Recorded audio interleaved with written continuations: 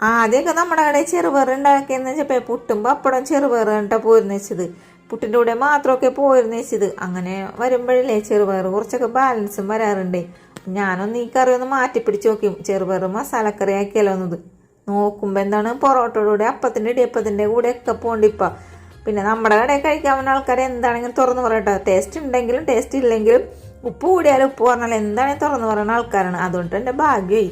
അപ്പം അതേ പറഞ്ഞും പിടിച്ചും വന്നത് ഇപ്പം നമ്മുടെ ചെറുപയർ ഉപ്പും വെള്ളം വെച്ചിട്ട് വേവിക്കാനായിട്ട് വെച്ച് കൊടുത്തിട്ടുണ്ടായിരുന്നുണ്ടോ. കുറച്ച് കഴിഞ്ഞപ്പോൾ അതേ നമ്മുടെ ചെറുപയറൊക്കെ വെന്തിട്ടുണ്ട്. ഇനി നമുക്ക് ഉരുളി വെച്ചിട്ട് താളിച്ചും കൂടി എടുക്കാം.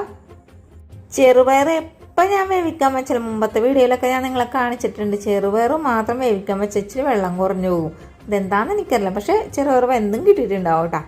അപ്പോൾ അത് ഉരുളിയിലേക്ക് കുറച്ച് വെളിച്ചെണ്ണ ഒഴിച്ച് പിന്നെ കടുകിട്ട് പൊട്ടിച്ച് പിന്നെ നമ്മുടെ വെളുത്തുള്ളിയില്ലേ തോലോടുകൂടി അങ്ങനെ ചതച്ചെടുത്തിട്ടുണ്ട്. കഴുകിയിട്ടാണ് ചതച്ചത്. എന്നിട്ട് അതെല്ലാം കൂടി വഴറ്റിയതിന് ശേഷം ഞാൻ ഇച്ചിരി ഉള്ളി ചതച്ചതും കൂടി ഇതിലേക്ക് ചേർത്ത് കൊടുത്തിട്ടുണ്ട്.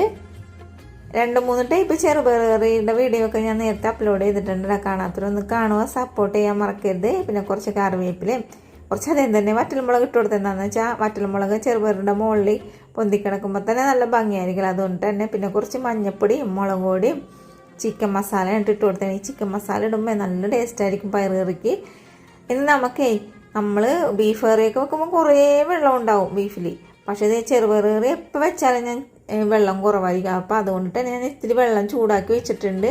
ഒരു തക്കാളിയും കൂടി കുഞ്ഞായിട്ട് അരിഞ്ഞിട്ട് ഇട്ട് കൊടുത്തിട്ടുണ്ട്. പിന്നെ നമ്മൾ വേവിച്ച പയറും കൂടി ഇട്ട് നോക്കുമ്പോഴേ നമ്മുടെ പയർ കറി സെറ്റ് ആയിട്ടുണ്ട് കേട്ടോ.